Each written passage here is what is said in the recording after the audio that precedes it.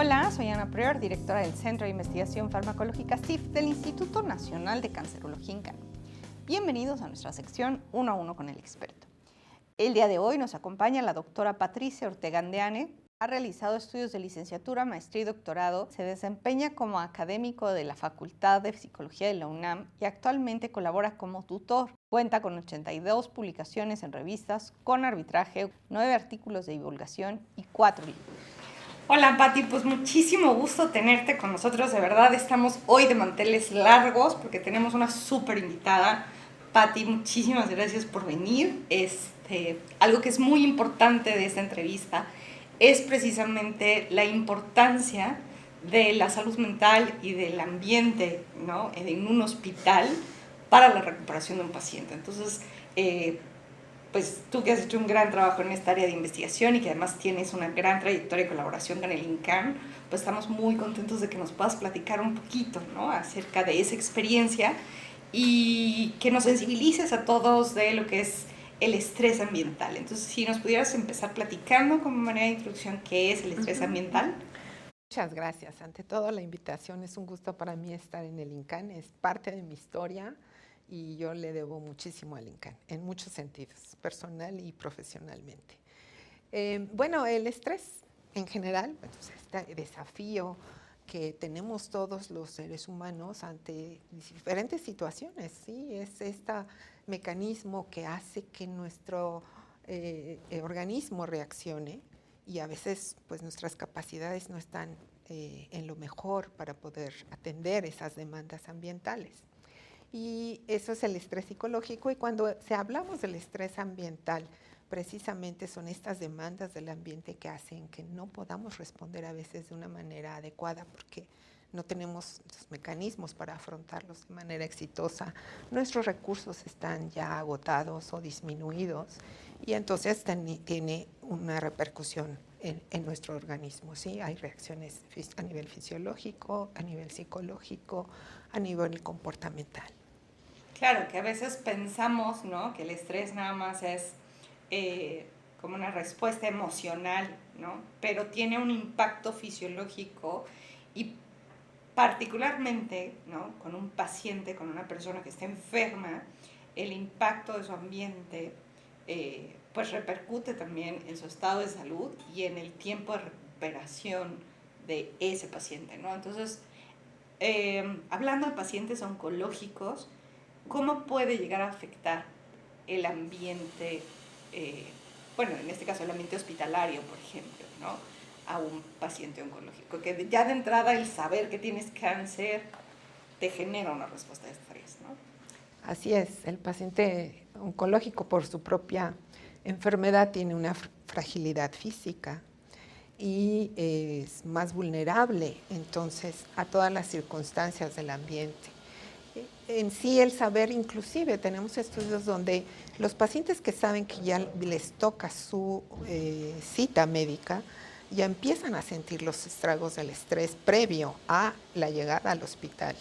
Entonces, esto es en general para todos los pacientes, pero el paciente oncológico además trae ya una carga de estrés emocional fuerte, en donde entran todas estas cuestiones personales, cuestiones familiares, a lo mejor económicas, y sobre todo esta incertidumbre de que nunca saben qué va a pasar, ¿sí?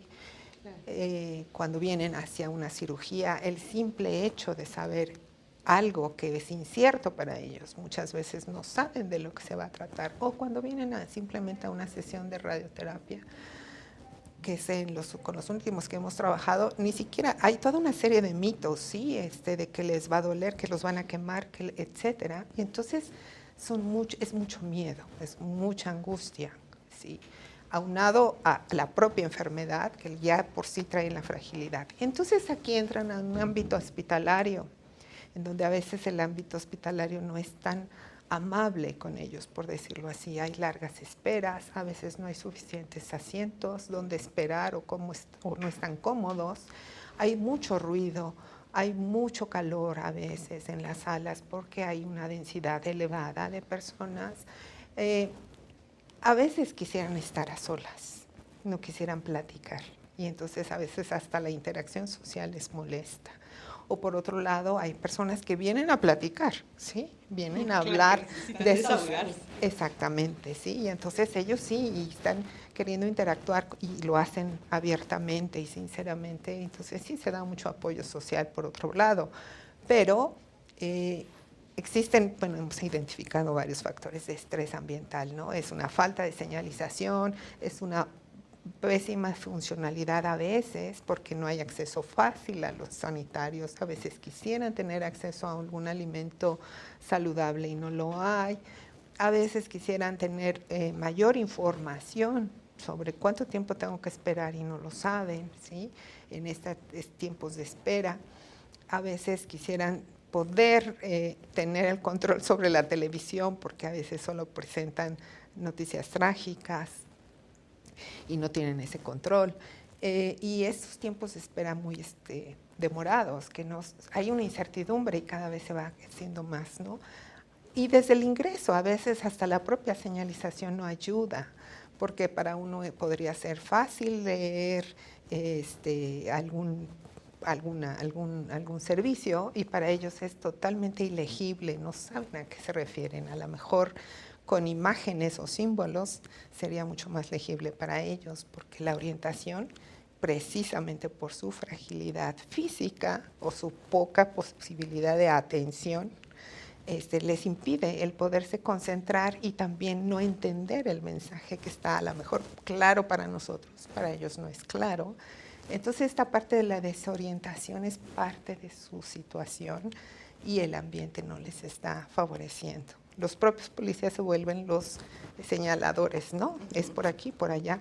A veces el hecho de que solamente vean a una persona con bata blanca, pues a ellos, él seguramente sabe, y los distraen de su atención, de lo que traen. A lo mejor traen una urgencia por ver a algún paciente o por asistir a una cirugía, y los están deteniendo totalmente porque...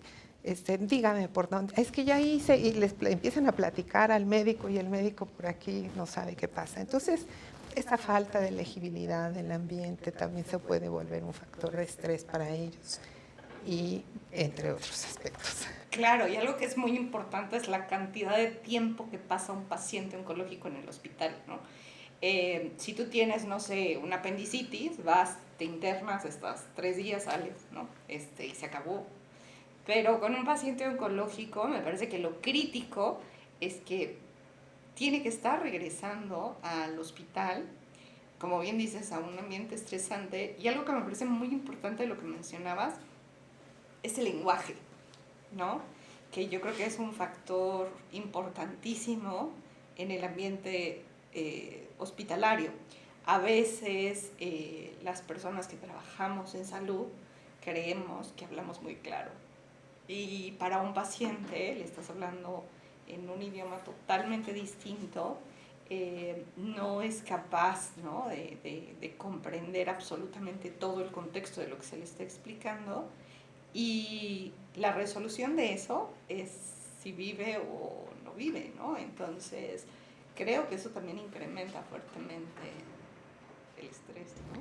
Pues sobre todo pensando en el paciente del INCAN en especial, que tenemos pacientes que vienen pues de ambientes muy depauperados y en donde pues a veces también va junto con este nivel socioeconómico un nivel educativo también bajo, y entonces pues por supuesto hay casi diría un analfabetismo médico. Pero ¿sí? Yo creo que en todos, Pati. Bueno, a mí me tocó hace no mucho, tuve un accidente de tránsito y me tocó estar entre abogados. Y yo con todo y mi sapiencia, yo no entendía de lo que me hablaban y era horrible, era muy frustrante, porque entonces la gente a tu alrededor empieza a hablar en un lenguaje que no comprendes sobre una decisión que tú tienes que tomar que va a repercutir directamente en tu vida. Y es muy frustrante. Y yo creo que ni siquiera tiene que ver con el grado académico ni con un nivel socioeconómico, es una cuestión de, pues, del lenguaje que estás acostumbrado a escuchar, ¿no? Y a mí me parece que es de las cosas más estresantes, ¿no? Ahorita que hablabas de la señalización, ¿no? De todo lo que se tiene que considerar en un hospital. Y de ahí me gustaría como que nos platicaras un poquito sobre cómo se puede ofrecer entonces un ambiente más saludable, más favorable y por qué es importante, ¿no? El cambiar estos ambientes, el generar estos espacios en los que se reduzca el estrés. Bueno, sí, a partir de diversas investigaciones que se han realizado en diversos contextos, inclusive, se ha podido identificar cómo poder enriquecer, por así decirlo, un ambiente y hacerlo mucho más atractivo para los pacientes. Entonces, estamos hablando de cuestiones sobre de control. Por ejemplo, un paciente que está hospitalizado, el hecho de que pueda tener el control sobre la luz, si pudiera tener como cerrar una cortina porque le está lastimando la luz, el que pueda tener el control de pagarla porque quiere dormir o al contrario, quisiera tener luz para poder leer o para poder ver algo, el control para poder cambiar en lo posible, si tiene acceso a una televisión, el poder cambiar un canal y para tener esta posibilidad de, no solo de control, sino de distracción positiva, que se dice. Esta distracción positiva tiene que ser esa distracción sin esfuerzo. El poder mirar a través de una ventana y saber que ya es de día o de noche. El poder tener acceso a un reloj y saber cuánto tiempo ha pasado de estar ahí. O saber que ya viene la hora de la visita y entonces ponerse contento porque ya va a llegar alguien a quien está esperando. El control de poder tener el acompañamiento o no, porque hay una silla junto de su cama para que pueda estar una persona apoyándole en todo lo que necesita. Entonces este concepto de control es muy interesante porque no es un control real, pero también podría ser psicológico. Ha habido mucho de esta cuestión psicológica del control y de todas maneras ayuda para reducir el estrés. El poder tener esta parte de la distracción positiva, que es la que quiero retomar, está muy arraigada ahora y está mucho en boga en relación a lo que puede ver un paciente. En la medida que, aunque no por su propia condición de que no puede estar expuesto a un ambiente externo, que pudiera ver a través de una ventana una imagen amable como un jardín o naturaleza. ¿Sí? Voy a mencionar uno que me gusta mencionar, ¿no? El doctor Ulrich trabajó con pacientes a los que les generó estrés y después los dividió en 6 grupos. 5 de estos grupos fueron una combinación de imágenes de naturaleza, imágenes con agua, en fin, pero en donde está el contexto de naturaleza, hay uno donde había ambiente construido. Mientras está exponiendo esto, estuvo monitoreando respuestas de presión arterial, conductancia eléctrica de la piel, tensión de músculos, de presión muscular, de tensión muscular, perdón. Y después de exponerlos 3 minutos solamente a imágenes con naturaleza, los 5 grupos redujeron sus niveles de estrés y niveles de respuesta fisiológica. Wow. En 3 minutos. En tanto que los que vieron imágenes de entornos construidos o edificios, no. ¿Qué cosa? Entonces, bueno, ahí se puede ver cómo sí hay una respuesta inmediata de la gente para reducir el estrés, y esto va enfocado a la emoción. Imagínate cuando estás saliendo de una cirugía de muchas horas, ¿no? 5, 6, 7, 8 horas, 10 horas se pueden echar ustedes en una cirugía. Su atención está totalmente agotada. ¿Por qué? Porque durante ese tiempo ustedes estuvieron todo el tiempo enfocando la atención en esto. Entonces, bueno, obvio que está reducido, están totalmente disminuidos su capacidad de atención, de concentración, y lo que necesitan es restaurarse. Y es entonces donde va esta otra perspectiva enfocada a los canales de atención. Esta naturaleza donde no hay un temor, porque no están viendo un bosque. Si están viendo un bosque oscuro, podría causar cierto temor, no. Cuando ustedes ven una naturaleza viva, flores vivas, naturales, frescas, colores vivos, ¿sí? No una naturaleza apagada, y que se ve cuando ustedes están viendo una naturaleza y pueden ver un punto focal central en donde pueden fijar esa atención, pero sin esfuerzo, es entonces todavía más restauradora. ¡Wow! ¡Qué bonito! Y está esto probado experimentalmente. ¿Qué tipo de estudios hay? ¿Cómo se hacen estos estudios dentro de los hospitales?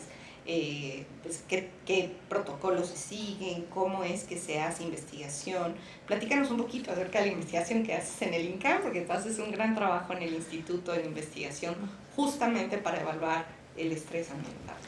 Pues ahorita te platicaré sobre lo que acabamos de terminar y que estamos en los reportes actuales y que podemos decir que son pues muy satisfactorios los resultados.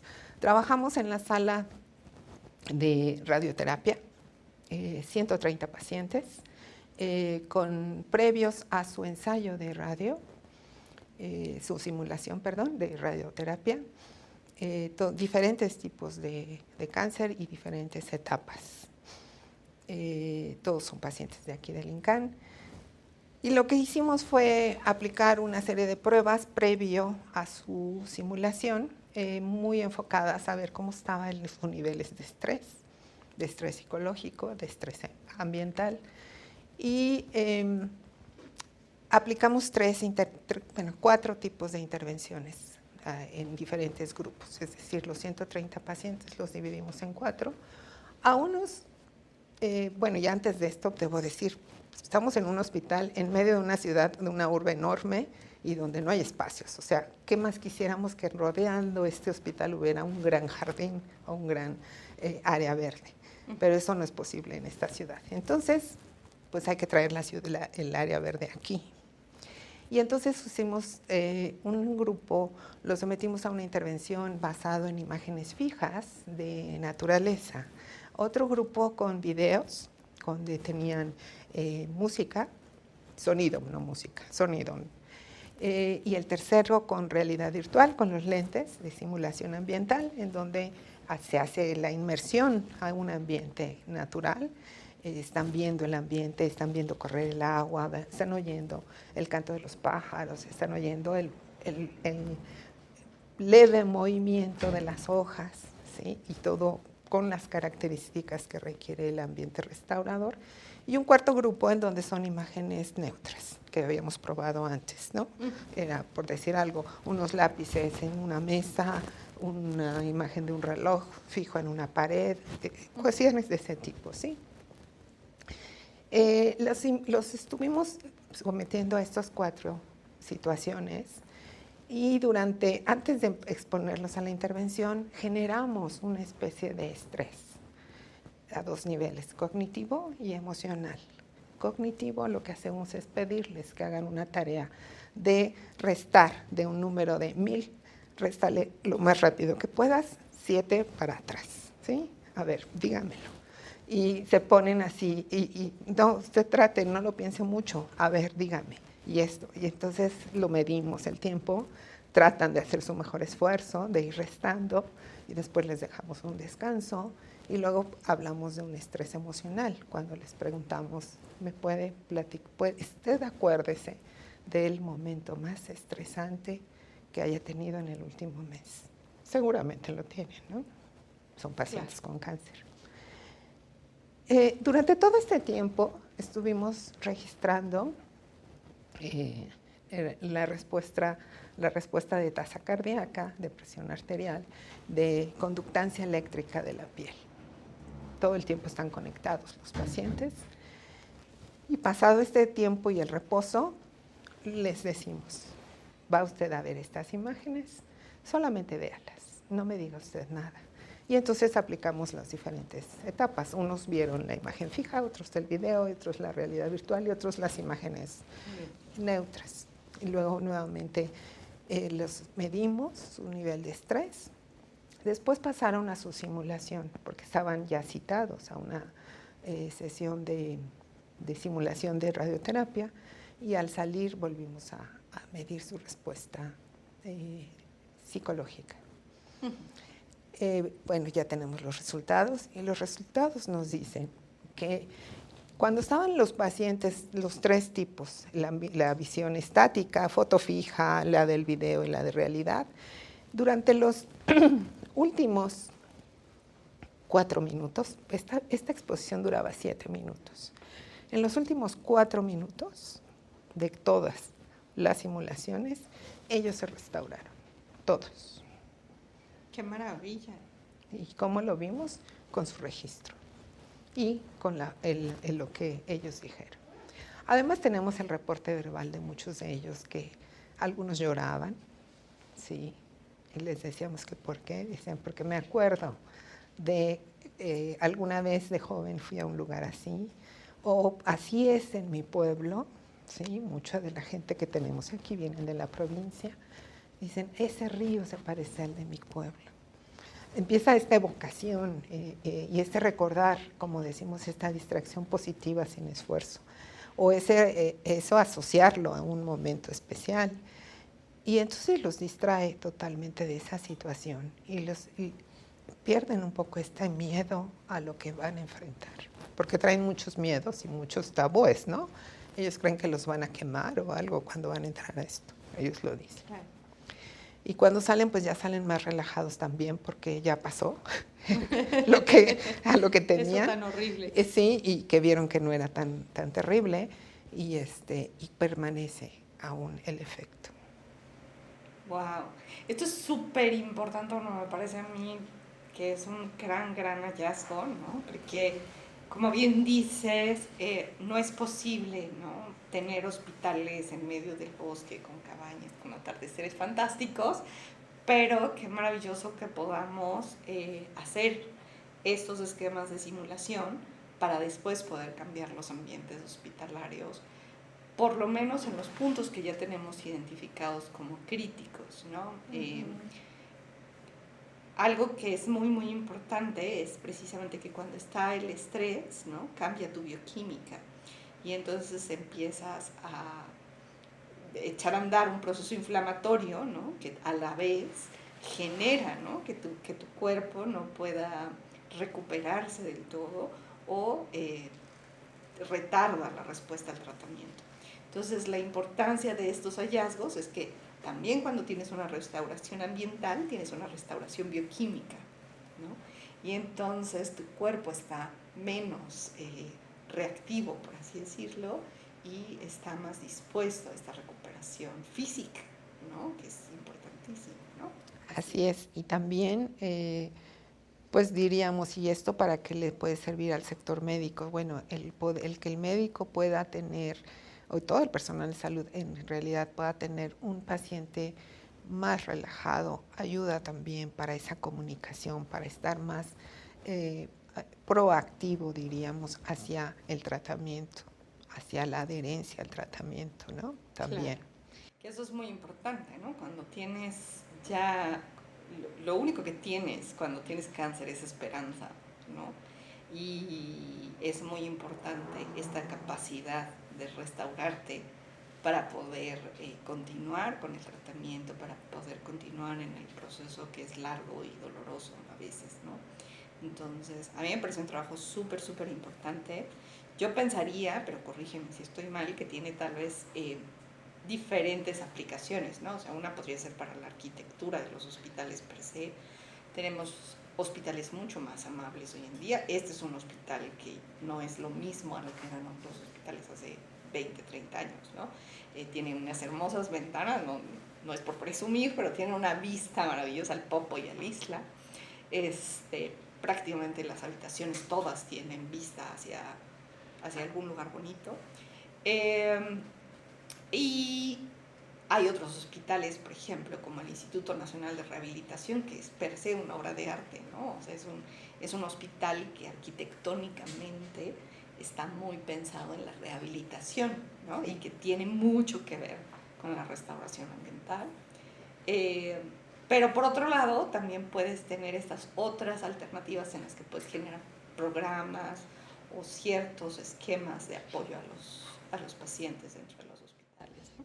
Así es, totalmente. El campo en el cual nos desarrollamos, de hecho, a nivel internacional se llama diseño ambiental y engloba tanto la parte comportamental como también esto que tú mencionas acertadamente de lo que es el diseño de hospitales.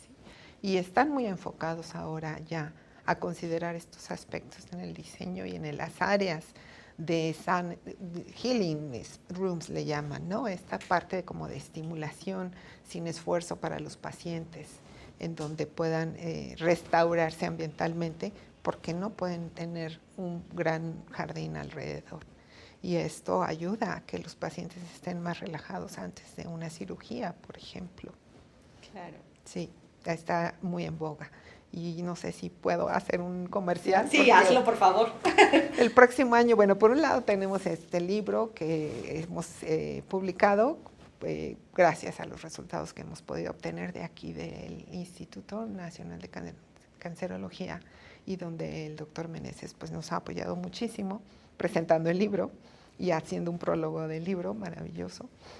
Y también por otro lado tenemos un congreso el próximo año internacional donde vamos a presentar este tipo de resultados y vienen grandes conferencistas de todo el mundo.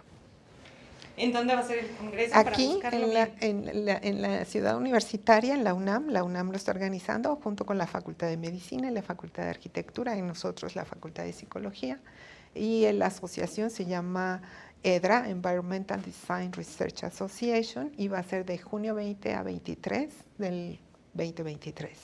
Muy bien, ahí estaremos, no nos lo podemos perder. Y bueno, platícanos un poquito de tu libro, ¿qué es lo que podemos encontrar en tu libro? A mí me parece, sí, que es padrísimo que la gente pueda tener acceso a la investigación, además en un lenguaje, ¿no?, que pueda ser mucho más comprensible y que además les dé otras herramientas en su proceso de recuperación, ¿no? Porque no solamente, o sea, esta investigación te sirve para el ambiente hospitalario, pero también, ¿no?, en el mismo tratamiento en casa, ¿no? O sea, que los acompañantes, las redes de apoyo que están con los pacientes oncológicos, tengan a su alcance la posibilidad de ayudar de otras maneras, ¿no? Porque, por ejemplo, esto que decías, ¿no?, de la persona que se acuerda del río que está en su pueblo, pues igual y saliendo de una hospitalización de una semana, saber como familiar que le ayudaría a ese paciente llevarlo después a un ambiente agradable. Sí, pues aquí presentamos los primeros estudios que estuvimos empezando a desarrollar, y no nada más hablamos del paciente, sino también del personal médico. Trabajamos aspectos de estrés laboral, porque ustedes están también muy sometidos a un estrés por la cotidianeidad, por la presión, por la demanda del número de pacientes y por las propias situaciones graves a las cuales se enfrentan. El desafío de sacar adelante a un paciente hace que realmente ustedes también padezcan de un estrés, casi un burnout, ¿no? Entonces, aquí pues presentamos resultados de estudios que hemos hecho también con los residentes, toda la generación de residentes de una generación, gracias al apoyo del doctor Cantú, que estuvo atrás de nosotros en ese estudio. Hay otro estudio donde se ve la parte de no solamente de aquí, sino también con pacientes oncológicos infantiles y sus padres.